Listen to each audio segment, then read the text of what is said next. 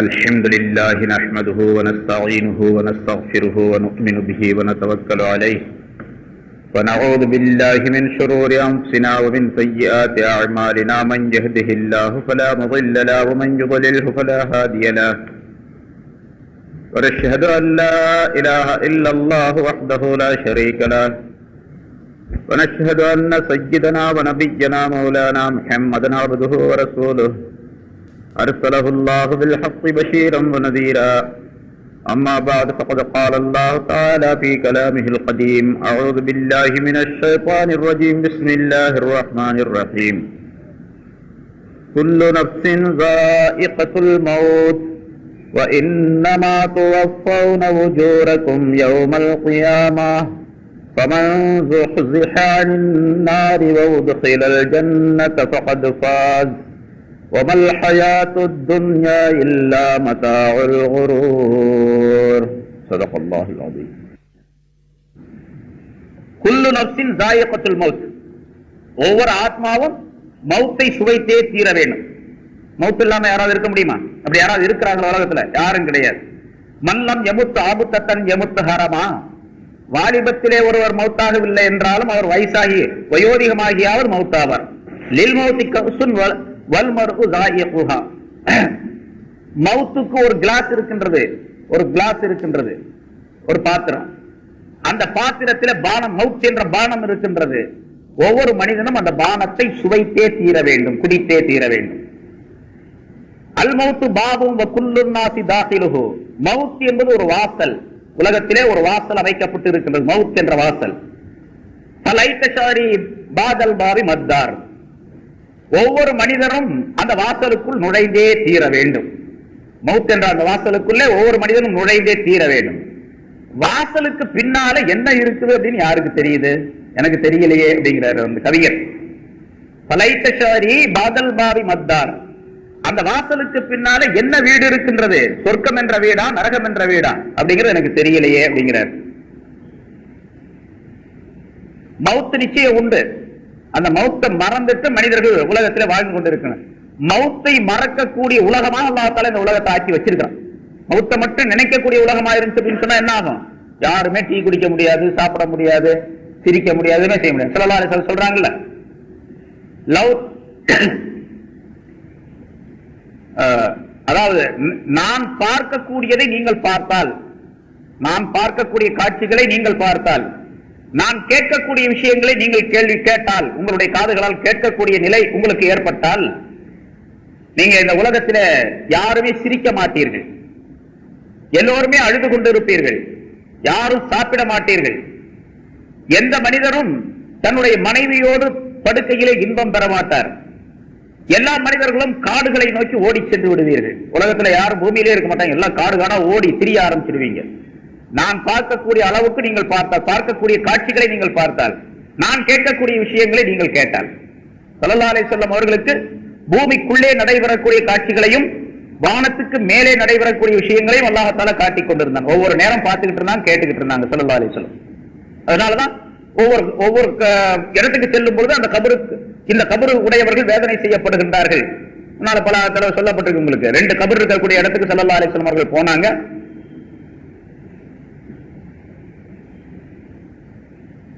இந்த 2 கபரில் உள்ளவர்களும் வேதனை செய்யப்படுகின்றார்கள் அப்படின்னு சொல்லிட்டு, இவர்கள் பெரும் பாவத்தின் காரணமாக வேதனை செய்யப்படவில்லை.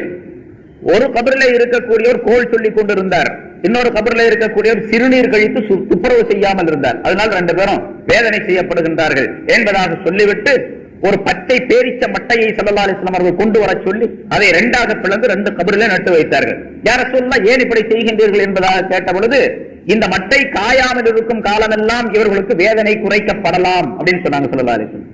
அதாவது இது செய்யக்கூடிய தஸ்பீஹின் காரணமாக, இந்த பச்சை மட்டை செய்யக்கூடிய தஸ்பீஹின் காரணமாக அவர்களுக்கு வேதனை குறைக்கப்படலாம் அப்படின்னு ஸல்லல்லாஹு அலைஹி வஸல்லம். இப்ப கபருக்குள்ள நடக்கிற ஸல்லல்லாஹு அலைஹி வஸல்லம் அவர்களுக்கு ஒரு நாள் ஒரு ஒட்டகத்துல ஏறி ஸல்லல்லாஹு அலைஹி வஸல்லம் சவாரி செய்யறாங்க. பின்னால சில சஹாபாக்களும் போயிட்டு இருக்கிறாங்க. ஒரு குறிப்பிட்ட இடத்துக்கு போனோம்னா அந்த ஒட்டகம் துள்ள ஆரம்பிச்சிருச்சு, ரொம்ப கடுமையா துள்ளுச்சு. ரசூலுல்லாஹி ஸல்லல்லாஹு அலைஹி வஸல்லம் அவர்களை கீழே தள்ளி விட்டுடுமோ அப்படிங்கிற அளவுக்கு கடுமையா துள்ளி ஓடிச்சு.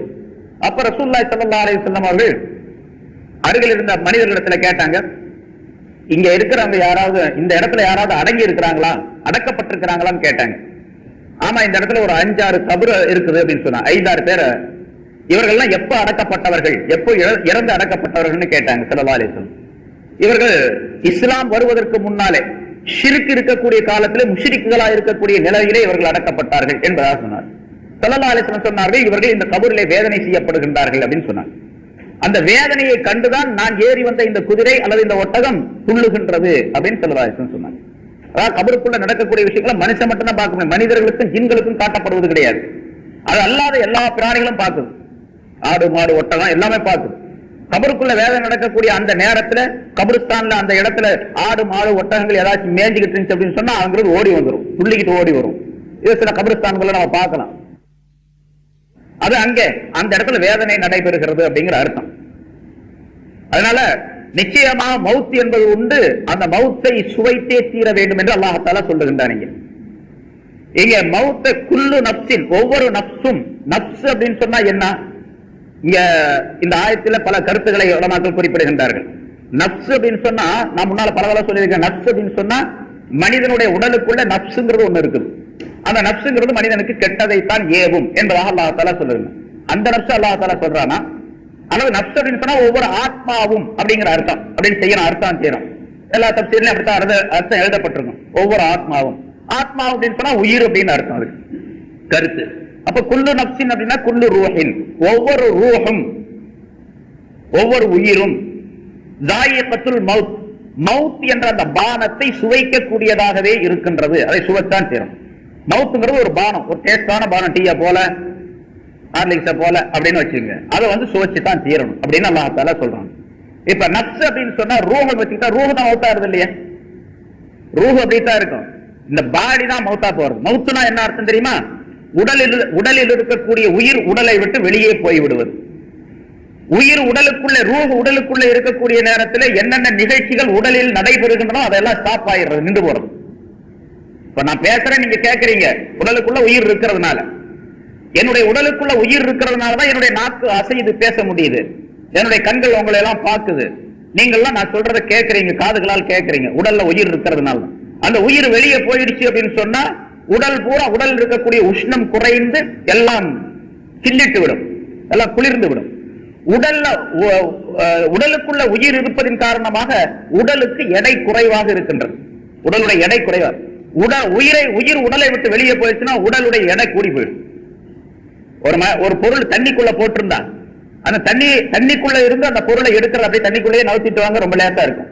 ஒரு 100 கிலோ உள்ள ஒரு மூட்டை, ஒரு கல்லு கிடக்குன்னு வச்சுங்க, அந்த 100 கிலோ கல்ல ஒரு சின்ன பையன் அப்படியே தள்ளிக்கிட்டே போகலாம் தண்ணிக்குள்ள. தண்ணியை விட்டு வெளியே எடுத்தீங்க அப்படின்னு சொன்னா அந்த கல்லுக்கு 100 கிலோ வெயிட் இருக்கு. தண்ணிக்குள்ள அந்த 100 கிலோ வெயிட் இருக்காது, அது பாதியாக இருக்கு, அதை விட கம்மியாக கூட இருக்கும், தண்ணியுடைய அமைப்பை பொறுத்து இருக்குது. தண்ணிக்குள்ள லேசா தள்ளிக்கிட்டே போயிடலாம் அந்த பொருளை. தண்ணியை விட்டு வேலை இருக்கும் போது ரொம்ப கனமா தெரியும். அதை போல இந்த உடல் லேசாக இருக்கு, உயிர் இருக்கிறதுனால, உயிர் உள்ள இருக்கிறதுனால.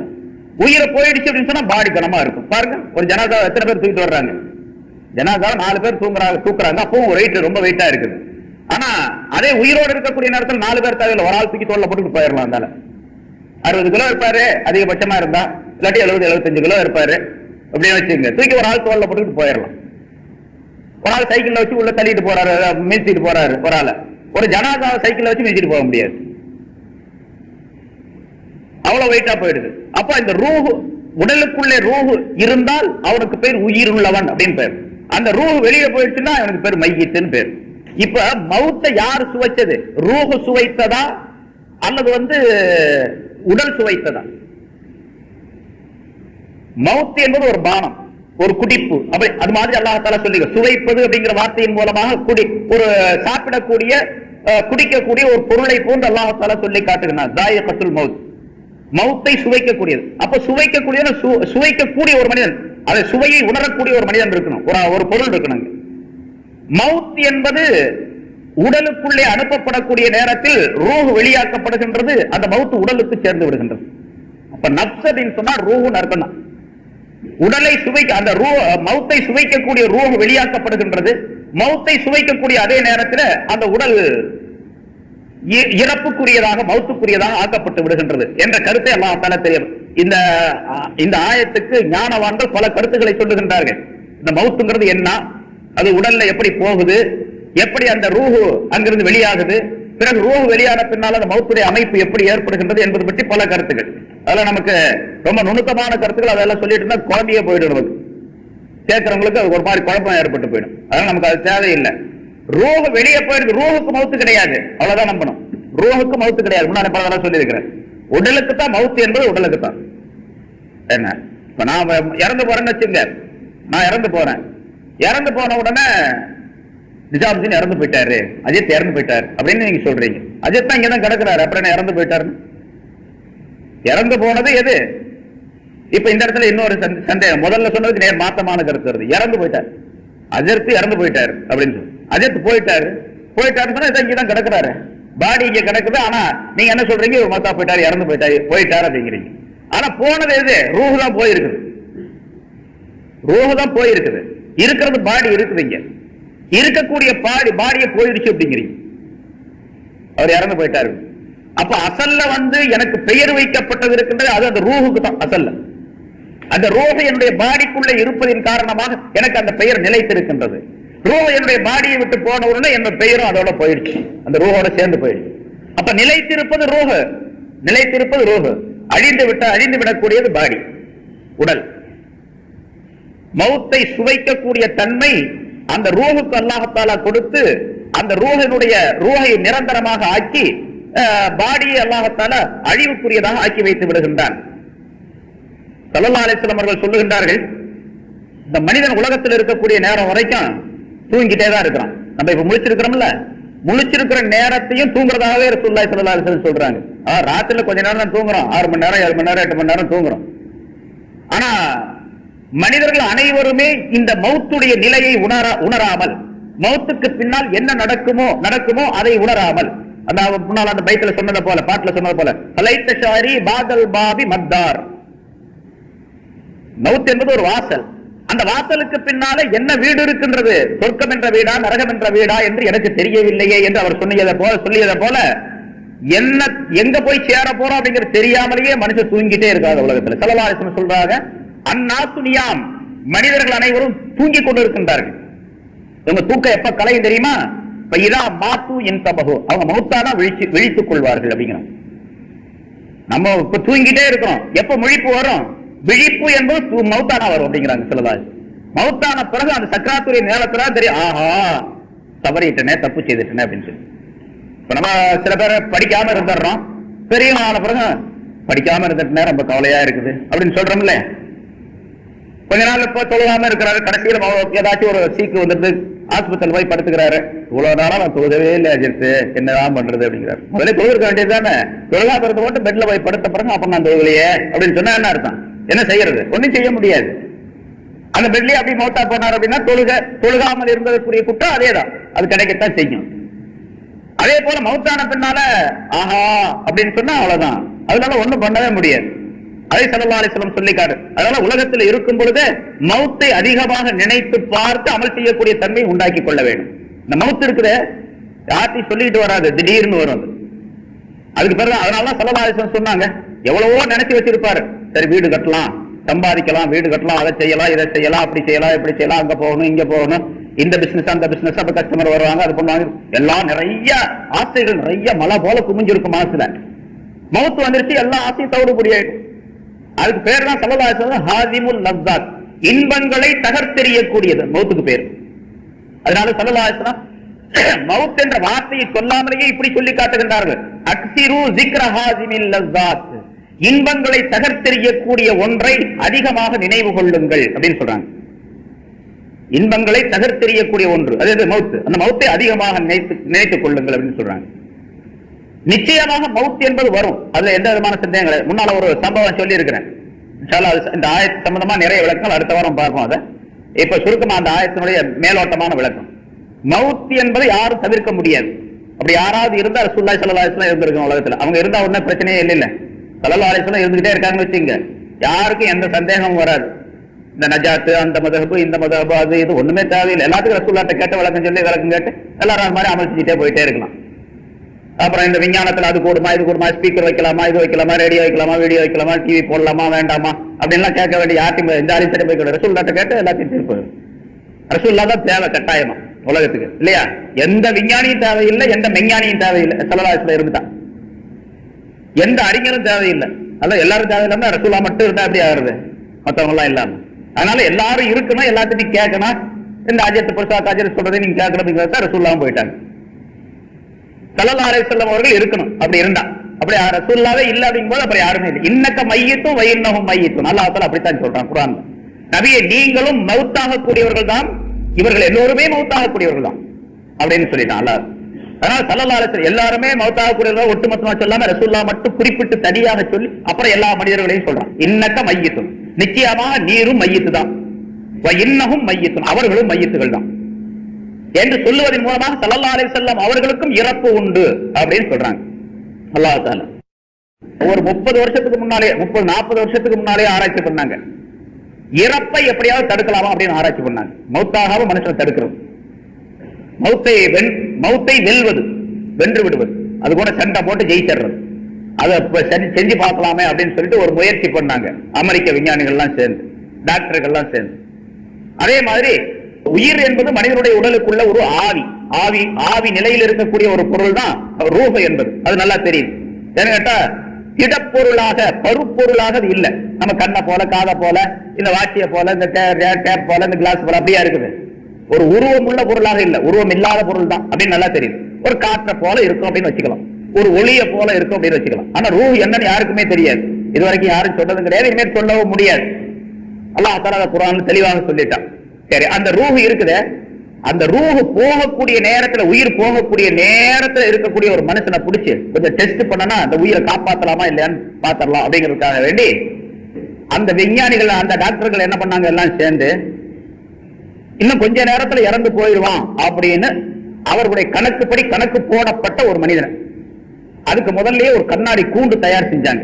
கண்ணாடி கூண்டு, அந்த கண்ணாடி 4 பக்கம் கண்ணாடி, கீழையும் கண்ணாடி, மேலையும் கண்ணாடி, ரொம்ப பருமனான கண்ணாடி, அதை உடைக்க முடியாத, அதாவது குண்டு துளைக்காத அப்படின்னு சொல்றோம்ல, இப்ப மந்திரிகளுக்கு எல்லாம் பாதுகாப்பு குண்டு துளைக்காத கண்ணாடி காரு அப்படின்னு சொல்லிட்டு, அந்த மாதிரி குண்டால் துடைக்க முடியாத வலுவான ஒரு கண்ணாடி மாளிகை எழுப்பினாங்க, கண்ணாடி கூண்டு. இன்னும் ஒரு 10 நிமிஷத்துல அல்லது 5 நிமிஷத்துல அவருடைய உயிர் போயிரும் அப்படின்னு சொல்லப்படக்கூடிய ஒரு ஆளை ஆஸ்பத்திரியில இருந்து பிடிச்சிட்டு வந்து கொண்டு வந்து அந்த கூண்டுக்குள்ள வச்சுட்டாங்க, அந்த கண்ணாடி பெட்டிக்குள்ள வச்சுட்டாங்க. வச்சுட்டு அந்த கதவை சாத்தியாச்சு.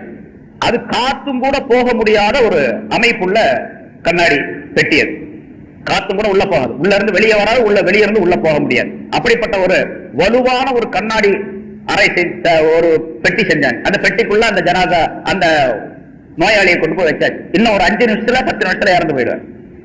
இது எவ்வளவு பேரு, ஒரு பெரிய டாக்டர் குழுவே இந்த மாதிரி உள்ள ஒரு ஆராய்ச்சி செய்யறாங்க. எல்லா டாக்டர்களும் அந்த கண்ணாடியை சுத்தி, கண்ணாடி பெட்டியை சுத்தி உட்கார்ந்துட்டாங்க.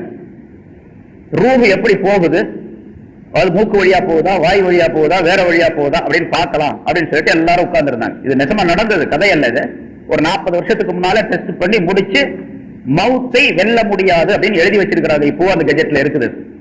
சரி, அப்போ எல்லாம் உட்கார்ந்து இருக்கிறாங்க. கொஞ்ச நேரம் ஆன உடனே அந்த மனிதன் ஒரு பெரும்பூச்சு விட்டான்.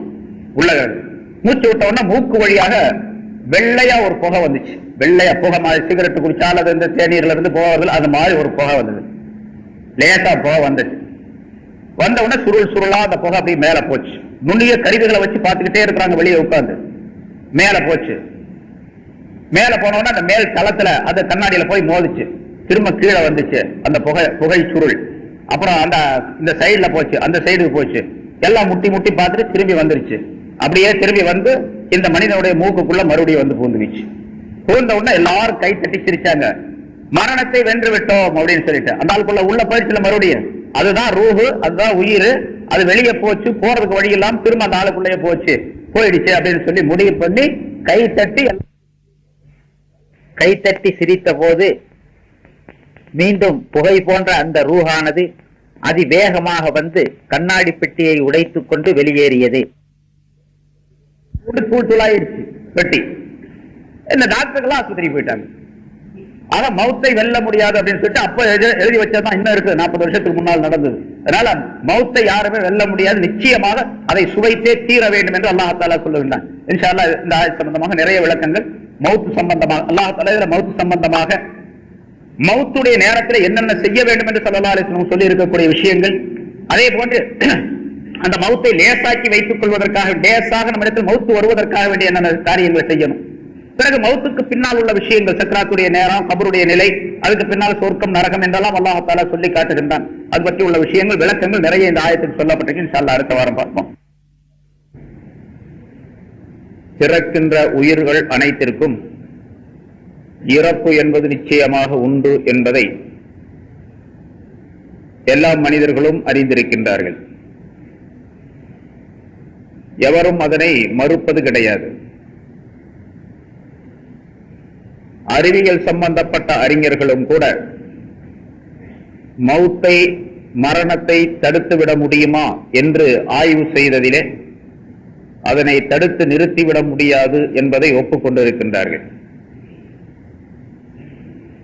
மரணம் என்பது மனிதனுக்கு எப்படி வருகின்றது என்பதை பற்றி ஆய்வு செய்தவர்கள், மரணம் நிச்சயம் என்பது உறுதியாகிவிட்டது, ஆனால் அது எப்படி வருகின்றது என்பதை ஆய்வு செய்தவர்கள் கண்டுபிடிக்க முடியாமல் அதனை விட்டுவிட்டார்கள். மனிதனுடைய உடலில் இருந்து உயிர் எப்படி போகின்றது, உடலுக்குள்ளே இருக்கக்கூடிய அந்த உயிர் எந்த இடத்தில் இருக்கின்றது, அது எந்த தன்மை உடையது என்பதையும் எவராலும் கண்டுகொள்ள முடியவில்லை, கண்டுகொள்ள முடியாது என்பது அல்லாஹ் தஆலாவுடைய தீர்ப்பாகும். குர்ஆன் இறங்கிக் கொண்டிருந்த அந்த நேரத்திலேயே அந்த மக்காவாசிகள் கேட்டார்கள், ரூஹ் என்றால் என்ன என்பது பற்றி. உயிர் என்றால் என்ன? யஸ்அலூனக அனிர் ரூஹ், ரூஹை பற்றி நபியே உம்மிடத்தில் அவர்கள் கேட்கின்றார்கள். அதை பற்றி விளக்கம் சொன்னா அதை சரியாக புரிந்து கொள்ள முடியாது மனிதர்களால். மனிதர்களுக்கு அந்த அறிவு போதாது. அதனால அதை அப்படியே விட்டுருங்க, அது அல்லாஹ்வுடைய கட்டளை என்று சொல்லிவிடுங்க. குலிர் ரூஹ் மின் அம்ரி ரப்பி, ரூஹ் என்பது என்னுடைய ரப்பின் கட்டளைகளில் ஒன்று என்று சொல்லிவிடுங்கள். அது கட்டளை, அல்லாஹ்வுடைய அம்ரை சேர்ந்தது, கட்டளையை சேர்ந்தது. அதை முழுமையாக ஒரு மனிதன் விளங்கி தன்னுடைய சொல்லின் மூலமாக அதை விளக்கி காட்டுவது என்பது முடியாது என்பதை அல்லாஹ் தஆலா தெரியப்படுத்துகின்றான். உடலுக்குள்ளே ரூஹ் இருக்கின்றது என்பது நிச்சயம், எல்லோருக்கும் தெரியும். ஆனால் அது எந்த இடத்தில் இருக்கின்றது, எப்படி இருக்கின்றது என்று எவருக்குமே தெரியாது. அல்லாஹ் தஆலா தன்னை விளக்குவதற்காக வேண்டி, தன்னுடைய வஹ்தானியத்தை நிலைநாட்டுவதற்காக வேண்டி, ஒருமைப்பாட்டை நிலைநாட்டுவதற்காக வேண்டி உடலுக்குள்ளே உயிரை அல்லாஹ் தஆலா அமைத்து வைத்திருக்கின்றான். அல்லாஹுக்கு உதாரணம் கிடையாது. அல்லாஹ் இதை போன்று இருக்கின்றான் என்று எந்த பொருளையும் சுட்டிக்காட்ட முடியாது. இந்த லைட்டை போன்று இருக்கின்றான், காற்றை போன்று இருக்கின்றான், ஒளியை போன்று இருக்கின்றான் என்பதாக சொல்ல முடியாது. ஆனால் அல்லாஹ் தஆலா தான் ஒருவன் இருக்கின்றான் என்பதற்கு அடையாளமாக உயிரினங்களுக்குள்ளே அல்லாஹ் தஆலா உயிரை அமைத்து வைத்திருக்கின்றான். நம்முடைய உடலுக்குள்ளே எப்படி ஒரே ஒரு ரூஹ் இருக்கின்றதோ அதே போன்று இந்த ஆலம் என்ற பிரபஞ்சத்திற்குள்ளே அல்லாஹ் என்ற ஒரு ரூஹ், ஆலம் என்ற பிரபஞ்சம் இயங்குவதற்கு அல்லாஹ் என்ற ஒரு ரூஹ் இருக்கின்றான். அல்லாஹ் ரூஹ் தான், ஆனால் அவன் வடிவமற்றவன், உருவமற்றவன். அவன் இப்படி என்பதாக அவனை எந்த பொருளை கொண்டு வர்ணித்து விட முடியாது. அதே போன்று இந்த உயிரை மனிதனுடைய உடலுக்குள்ளே வைத்து இந்த உயிர் இப்படித்தான் என்று எவராலும் சொல்ல முடியாது. மனிதனுடைய உடலுக்குள்ளே இருக்கக்கூடிய ரூஹ் ஒன்றா இரண்டா என்று எவரையாவது கேட்டால் ஒன்றுதான் என்பதாக தீர்க்கமாக எல்லோரும் சொல்ல முடியும். ஒரே உயிர் தான், அது இரண்டு உயிர் என்பது கிடையாது. அதே போன்று இந்த ஆலம் என்ற பிரபஞ்சத்திலே இந்த பிரபஞ்சத்தை இயக்கக்கூடிய அல்லாஹ் என்பவன் ஒரே ஒருவன் தான். தன்னை ஒருவனாக அறிமுகப்படுத்துவதற்கு இந்த உயிரை அல்லாஹ் தஆலா ஆதாரமாக வைத்திருக்கின்றான். நம்முடைய உடலில் இருக்கக்கூடிய உறுப்புகள் அனைத்தும் இயங்குவது உயிரின் மூலமாகத்தான். உயிர் இல்லாவிட்டால் கண்களால் பார்க்க முடியாது, காதுகளால் கேட்க முடியாது, நாவினால் பேச முடியாது, கைகளால் செயல்பட முடியாது, கால்களால் நடக்க முடியாது, எந்த வேலையும் செய்யாது. உடல்ல எல்லா உறுப்பும் இருக்கும். உயிர் போயிடுச்சு, நான் இறந்து விட்டேன், என்னுடைய ஜனாசா கிடக்குது, பார்க்க முடியாது. என் கண்ணு இருக்குது, கண்ணினால் பார்ப்பது கிடையாது. கண்ணுக்கு பார்வையை தருவது உயிர் மூலமாக. அந்த ரூஹ் என்பதுதான் கண்களுக்கு பார்வையை தருகின்றது, பார்க்கக்கூடிய சக்தியை உண்டாக்கி தருவது. எப்படி ஒரு இயந்திரத்திற்கு, ஒரு காருக்கு அது இயங்குவதற்கு பெட்ரோல் என்பது அதற்கு உயிர் நாடியாக இருக்கின்றது. அதே போன்று எல்லாம் இருக்குது, இன்ஜின்லாம் இருக்குது, புது இன்ஜின் தான், எல்லாமே இருக்குது, கரெக்டா இருக்குது, டயர் இருக்குது, அதனுடைய டேங்க் இருக்குது, மற்ற உறுப்புகள், பாகங்கள், உதிரி பாகம் எல்லாமே சரியா கரெக்டா இருக்குது. ஆனா பெட்ரோல் மட்டும் இல்லை அப்படின்னு சொன்னா வண்டி ஓடாது. அதுக்கு உயிர் வந்து அந்த பெட்ரோல் தான். அது போல கண்கள், காதுகள், மூக்கு, நாக்கு, கை, இதயம் எல்லாம் இருக்குது, ஆனா எதுவுமே இயங்காது உயிர் இல்லாவிட்டால். ஆலம் என்பது இந்த உடலை போன்று, மனிதனுடைய உடலை போன்று இந்த ஆலம், பிரபஞ்சம். பிரபஞ்சம் என்று சொன்னால் முன்னால் விளக்கம் சொல்லியிருக்கிறேன், அது இந்த பூமியுடைய உருண்டை மட்டுமல்ல. இந்த பூமிங்கிறது சும்மா ஒரு கடுகளவு உள்ளது. ஆலம் என்ற இந்த பிரபஞ்சத்திலே ஒரு கடுகளவு அல்லது அதை விட சின்னது. இதை போன்று கோடிக்கணக்கான கோளங்கள், உருண்டைகள் இந்த ஆலம் என்ற பிரபஞ்சத்திற்குள்ளே இருக்கின்றன. அது கணக்கிட முடியாது. அவ்வளவு பெரிய விரிந்த பரந்த அளவை கொண்டதாக அல்லாஹ் தஆலா இந்த ஆலம் என்ற பிரபஞ்சத்தை படைத்திருக்கின்றார். இதற்குள் இருக்கக்கூடிய எல்லா பொருள்களும் இயங்க வேண்டும் என்று சொன்னால், சூரியன் ஒளியை தர வேண்டும் என்றால், சந்திரன் தன்னுடைய குளிர்ச்சியை தர வேண்டும் என்றால், இந்த பூமி மற்ற கோளங்கள் எல்லாம் சுற்றி கொண்டு வர வேண்டும் என்றால், இதில் இருக்கக்கூடிய பொருள்கள் எல்லாம் அதனுடைய தன்மையுடன் நடந்து கொள்ள வேண்டும் என்றால், அது அல்லாஹ் என்ற ஒரு உயிரின் மூலமாகத்தான் முடியும். அல்லாஹ் இல்லாவிட்டா எதுவுமே. பூமியில ஒரு விதையை போடுறோம், அதிலிருந்து ஒரு செடி, ஒரு மரம் முளைத்து வருகின்றது என்று சொன்னால் அது தானாக முளைக்கல. அல்லாஹ் என்ற ரூஹ் அதற்கு இருக்கின்ற காரணத்தால் அல்லாஹுவை கொண்டுதான் அது முளைக்கின்றது. அல்லாஹ் முளைய செய்கின்றான். அதனால எல்லாமே அல்லாஹுவை கொண்டு ஆகக்கூடியதான். அல்லாஹ் அல்லாம எதுவுமே ஒரு அணுவும், அவனன்றி ஒரு அணுவும் அசையாது அப்படின்னு நம்ம சொல்றோம். ஆக எப்படி உயிர், உடலுடைய உறுப்புகள் இயங்குவதற்கு உயிர் கட்டாயமோ அதே போன்று அல்லாஹ் தஆலா இந்த ஆலம் என்ற பிரபஞ்சம் இயங்குவதற்கு, இதற்குள்ளே இருக்கக்கூடிய பொருள்கள் அனைத்தும் இயங்குவதற்கு அல்லாஹ் கட்டாயம் தேவை. அல்லாஹ் இல்லாம முடியாது. இப்ப அல்லாஹ் தனக்கு ஆதாரமாக தான் இருக்கின்றான், அவன் இருக்கின்றான் என்பதற்கு ஆதாரமாக மனிதனுக்குள்ளே இருக்கக்கூடிய ரூஹை அமைத்து வைத்திருக்கின்றான். சரி, அல்லாஹ் இருக்கிறான், உயிர் இருக்குது அப்படிங்கிறது நிச்சயம். அந்த உயிர் கருப்பா, சிவப்பா, வெள்ளையா, அது நெட்டையா, குட்டையா அப்படின்னு சொல்லி யாராவது சொல்ல முடியுமா? ஒரே ஒரு உயிர் தான், அத உடலுக்குள்ள இருக்குது. ஆனா அது எப்படி, எந்த தன்மை உடையதா இருக்குது அப்படிங்கிறத யாராவது சொல்ல முடியுமா? சொல்ல முடியாது. அதே போன்று அல்லாஹ்வையும் சொல்லி காட்ட முடியாது. சரி, உயிர் என்பது இருக்கின்றது, அதை ஏதாவது ஒரு மற்றொரு பொருளை கொண்டு உணர்ந்து கொள்ள முடியுமா? அப்படி உணர்ந்து கொள்ளவும் முடியாது. கண்களால், காதுகளால், அதாவது ஐம்புலன்களால், கண்களால் பார்த்து தெரிவது, காதினால் கேட்டு தெரிவது, கையினால் தொட்டு தெரிவது, இப்படிங்கிற எந்த பொருளின் மூலமாகவும் அந்த உயிரை விளங்கிக் கொள்ள முடியாது. அதே போன்று அல்லாஹ்வையும் இந்த பிரபஞ்சத்தில் இருக்கக்கூடிய எந்த பொருளின் மூலமாகவும் விளங்கிக் கொள்ள முடியாது இந்த உலகத்தில் இருக்கக்கூடிய காலத்தில். அதை இப்படி ஏராளமான விளக்கங்கள். உயிர் என்பது மனிதனுக்குள்ளே உயிரை அல்லாஹ் தஆலா வைத்திருப்பதற்கு, அல்லாஹ் தஆலா ஒருவன் என்பதற்கு சான்றாக இந்த உயிரை அமைத்து வைத்திருக்கிறான் என்பதற்கு விளக்கங்கள் சொல்லப்பட்டிருக்கின்றன. அந்த உயிர் நிச்சயமாக இந்த உடலை விட்டு ஒரு நாள் போய்த்தான் தீரும். மவுத் என்பதை அந்த மனிதன் சுவைத்துத்தான் தீர வேண்டும் என்பதை விஞ்ஞானிகள் அனைவருமே ஒத்துக்கொண்டிருக்கக்கூடிய ஒரு விஷயம். அறிவியலார் சொல்லக்கூடிய ஒரு காரணம், எல்லா உயிரும் இறந்துதான் தீர வேண்டும். உயிரினம் என்று சொன்னால் அந்த உயிரினத்திற்குள்ளே, ஒரு உயிருக்குள்ளே, இப்ப மனிதனை எடுத்துக்கொண்டால் மனிதன் ஒரு உயிர். இதுல மனிதனுடைய உயிர் இயங்குவதற்காக வேண்டி, அவன் உடல் இயங்குவதற்காக வேண்டி சூடு, குளிர்ச்சி, உஷ்ணம், குளிர்ச்சி என்ற இரண்டு பகுதிகளை அல்லாஹ் தஆலா ஆக்கி வைத்திருக்கின்றான். அந்த உஷ்ணமும் குளிர்ச்சியும் சரி சமமான நிலையில் மனிதனுடைய உடலுக்குள்ளே இருக்க வேண்டும். உஷ்ணம் எவ்வளவு இருக்க வேண்டுமோ அவ்வளவு இருக்க வேண்டும். எவ்வளவு இருக்கணும்? ஒரு மனிதனுடைய உடலுக்கு சூடு தேவை. சூடு இல்லாட்டிச்சுன்னா மையத்தா போயிடுவான். சூடு தேவை. அந்த சூடு 98.5, 98 டிகிரி அது அவனுக்கு சூடு இருந்து கொண்டே இருக்கணும். கூட போச்சு காய்ச்ச வந்துருச்சுன்னு அர்த்தம், ஜுரம் வந்துருச்சு அவனுக்கு. 100 டிகிரி, 100, 101 அப்படின்னு சொன்னா கடுமையான ஜுரம். 102னா, 110 சொன்னா ஆல் அவுட், கடுமையான ஜுரம் வந்துருச்சுன்னு சொல்லி. 98க்கு கீழே போயிடுச்சு அப்படின்னு சொன்னா ஜன்னி வந்துருச்சுன்னு அர்த்தம் அவனுக்கு. குளிர்ச்சி ரொம்ப அதிகமா போச்சு. இப்ப மனிதனுக்கு சூடு, உடல்ல சூடும் தேவை, குளிர்ச்சியும் தேவை. விஞ்ஞானிகள் சொல்லக்கூடிய பிலாசபி என்று சொல்லப்படக்கூடிய அறிவியல் சம்பந்தப்பட்ட அறிஞர்கள் சொல்லக்கூடிய கருத்து என்னவென்றால், இந்த உடலுக்குள்ள இருக்கக்கூடிய சூடும் குளிர்ச்சியும் ஒரு குறிப்பிட்ட காலம் வரைக்கும் சரிசமமாக இயங்கி வரும். பிறகு இந்த சூடு கொஞ்சம் கொஞ்சமாக அதிகமாகி அந்த குளிர்ச்சியை இல்லாமலாக்கி விடக்கூடிய ஒரு காலம் வரும், நேரம் வரும். ருதூபத் என்று சொல்லப்படக்கூடிய அந்த குளிர்ச்சியான தன்மையை இல்லாமல் ஆக்கிவிடும். அப்படி இல்லாமல் ஆக்கக்கூடிய நேரத்திலே மவுத் என்பது, மரணம் என்பது நிச்சயமாக இந்த உடலுக்கு ஏற்பட்டுவிடும்.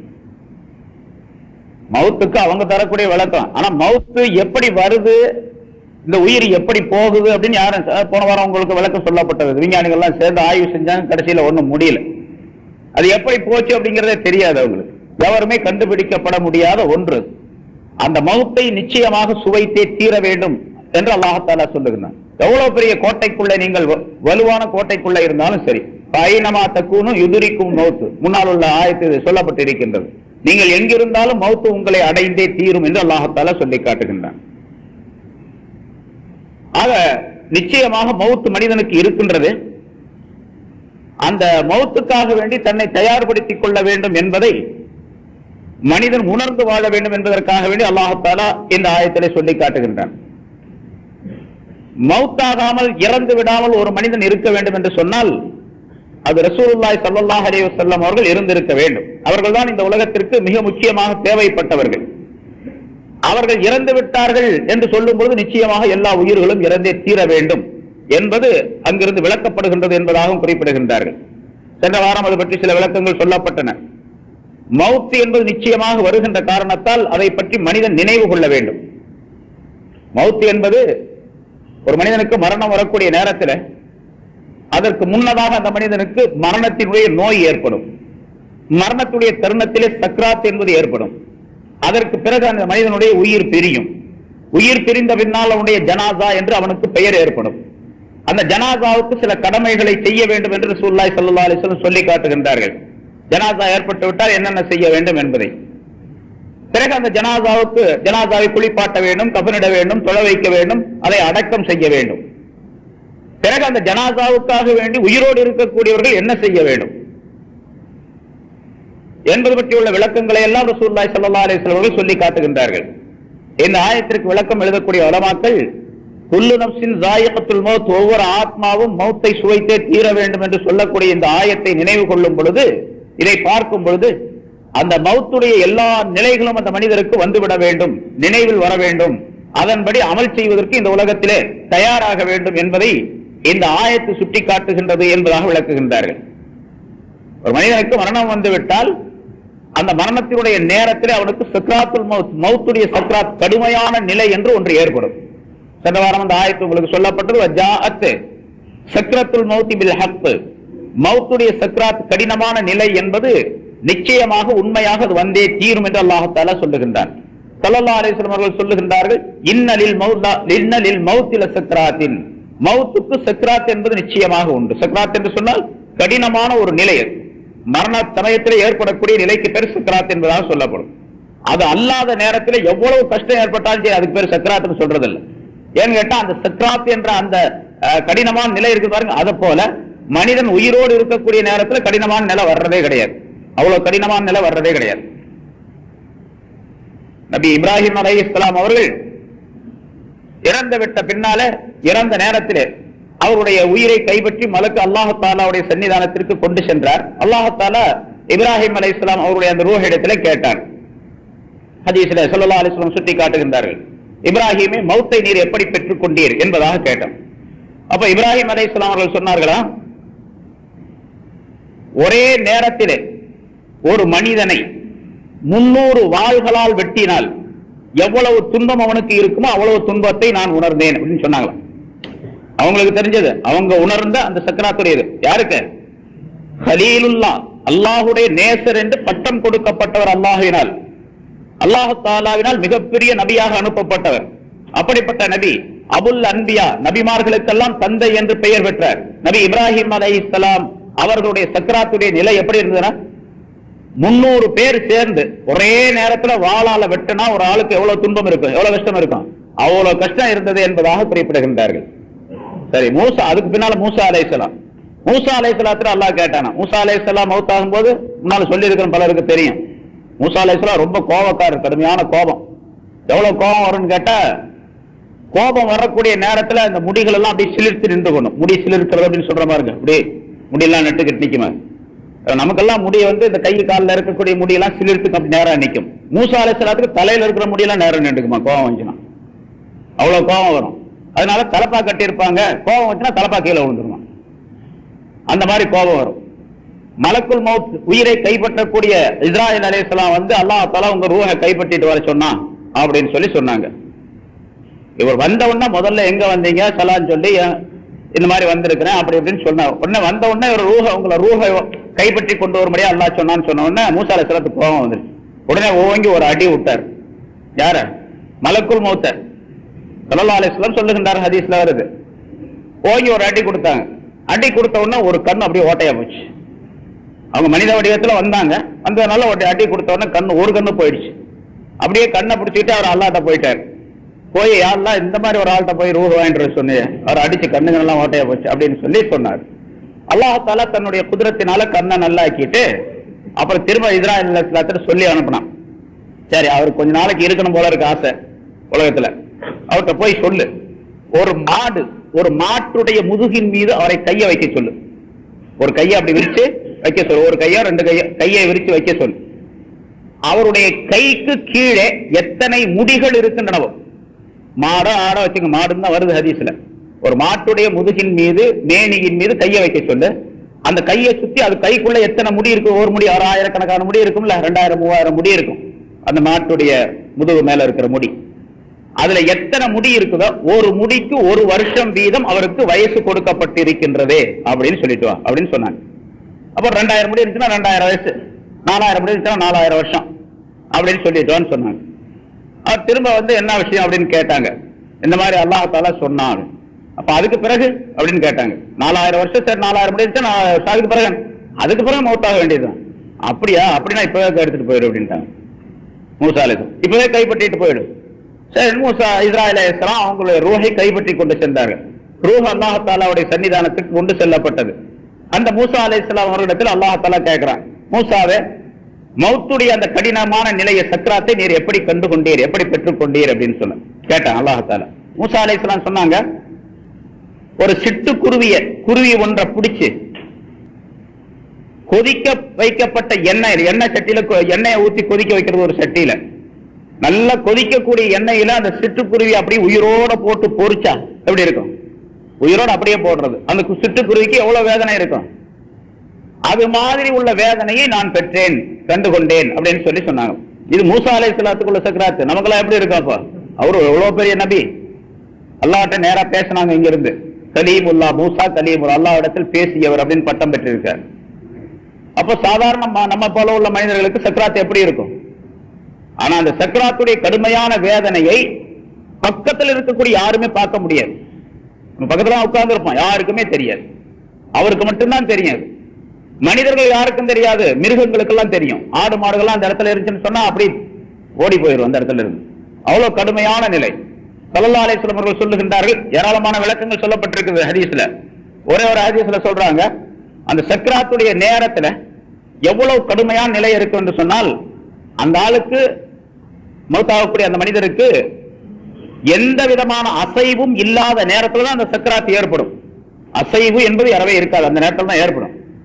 அவனுக்கு கொஞ்சம் எழுந்து நடக்கக்கூடிய அளவுக்கு சக்தி இருந்தால், அந்த நேரத்தில் சக்தி கொடுக்கப்பட்டு விட்டால் அவன் எழுந்து ஓடுவான், காடு காடாக ஓடுவான். அவனை பிடிக்கிறதுக்கு இந்த உலகத்துல யாராலையும் முடியாது அப்படிங்கிறாங்க. அவ்வளவு கடுமையா ஓடுவான். அவனை எல்லாரும் சேர்ந்து பிடிச்சாலும் கூட பிடிக்க முடியாது. அவ்வளவு கடுமையான வேதனை சக்ராத்துல் மௌத் என்பதனால ஸல்லல்லாஹு சக்ராத், நிச்சயமான சக்ராத் உண்டு, யாருக்கு அது இல்லாமல் போகாது, எல்லாத்துக்குமே சக்ராத் உண்டு. ரசூலுல்லாஹி ஸல்லல்லாஹு அலைஹி வஸல்லம் அவர்களுக்கும் சக்ராத் இருந்தது. அதனாலதான் ஸல்லல்லாஹு அலைஹி வஸல்லம் அவர்கள் அல்லாஹும்ம ஹவ்வின் அலைய சக்ராத்தில் மௌத், எனக்கு மௌத்துடைய சக்ராத்தை, அந்த கஷ்டத்தை லேசாக்கி வைப்பாயாக என்று சக்ராத்துடைய அந்த நேரத்தில், கடைசி நேரத்தில் ஸல்லல்லாஹு அலைஹி வஸல்லம் அவர்கள் கேட்டார்கள். புனரான விளக்கம் சொல்லப்பட்டது.